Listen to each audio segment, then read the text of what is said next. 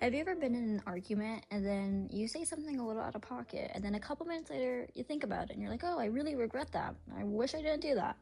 Because me too. And my name is Zoe Delatorre. Today we're going to be talking about managing emotion and conflict. Something that I've had to learn the hard way. In the next few minutes, I'll be discussing what is emotional regulation, how did I used to communicate and manage my emotions, and number 3, what I do now for a healthier and more productive outcome. Main point number 1, what did I learn? Well, I learned that emotional regulation is essentially just slowing your thought down. Just like that. Instead of letting your first emotion take control, whether that is anger, fear, embarrassment, you observe the thought instead of just immediately reacting to it. Some of the skills involved in this are noticing the emotion, taking a moment before speaking, reframing if you're in a conversation with somebody, what else they could have meant by that comment instead of it just being the worst possible outcome, and formulating response.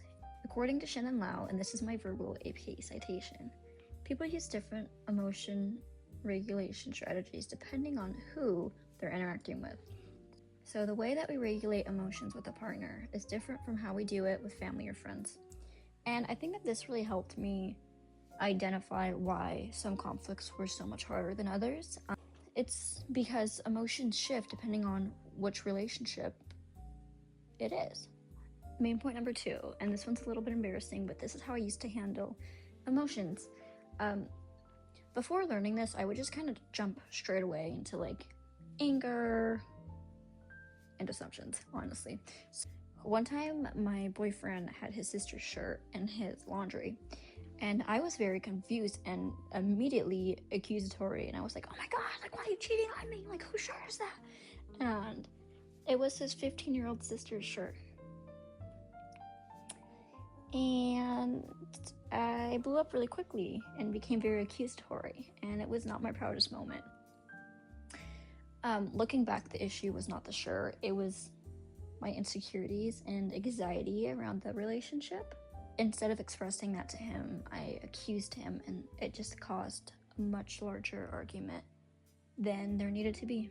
I think when you're like very accusatory and just unleashing all these random, deeply rooted emotions, it makes communication a lot harder for everybody involved, not just me, but him as well. Number 3, and this is how I manage emotions now. I've changed. Learning about emotional regulation has completely changed the way that I respond now. Now I pause before reacting, and whatever issue I have, I say it in a much calmer, put together tone. Just slowing it down gives me enough time to think about what I actually want to say instead of just reacting. I also implement I statements. I know, it's honestly life-changing because when you're saying I feel something, it's much more understandable and like you want to help, you know, like I feel bad about this, or I feel whatever about this, instead of being like, why did you know. So now I communicate better. For an example, instead of accusing him, looking back, I would say something like, I feel like when I see things that I've placed in your room, it makes me insecure and I get anxious. That one sentence kind of opens up the door for a conversation instead of throwing somebody else into an argument.